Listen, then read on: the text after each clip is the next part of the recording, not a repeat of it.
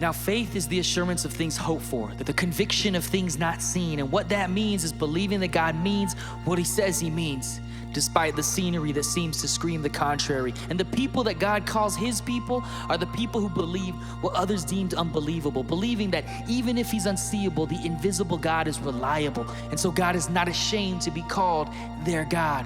What sort of people are these? They're the movers, the shakers, the true believers, the ones that leave the familiar for foreign lands for the sake of partaking in a salvation plan they don't even fully understand, having only words, the promise of God that he'd go with them, and making no demands beyond that. What sort of people are these? They're the ones who give their best offerings, even when it's costly.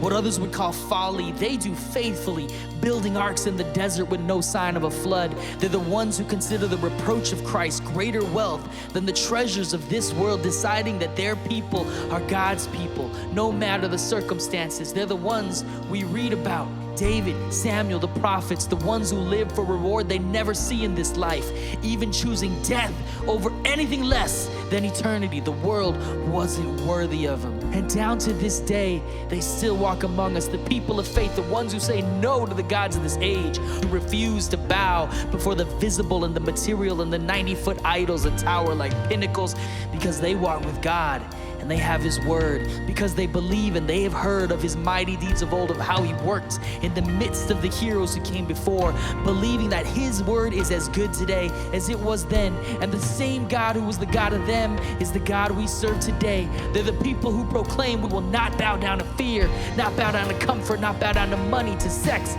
to power, to men, to anything less than God himself. We will not bow down, because our God is able to deliver. And even if he doesn't, he'll be there with us in the fire. I will praise him, even if he doesn't. I'm not bowing to this world, even if he doesn't.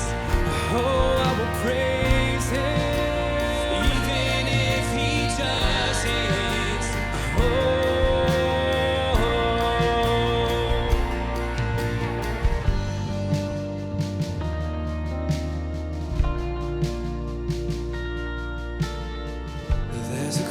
When the heart is under fire, another way when the walls are closing in.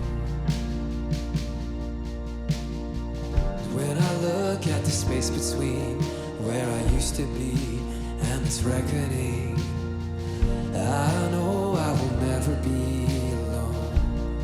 There was another in the fire, standing next to me. There was another in the waters, holding back the seas. Should I ever need reminding of how I've been set free, there is a cross that bears the burden, where another died for me. There is another in the fire.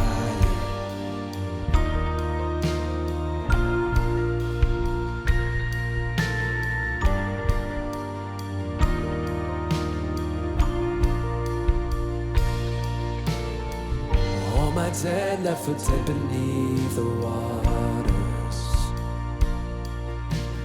'cause I'm no longer a slave to my sin anymore. And should I fall in the space between what remains of me and this reckoning, either way I won't bow to the things of this world. I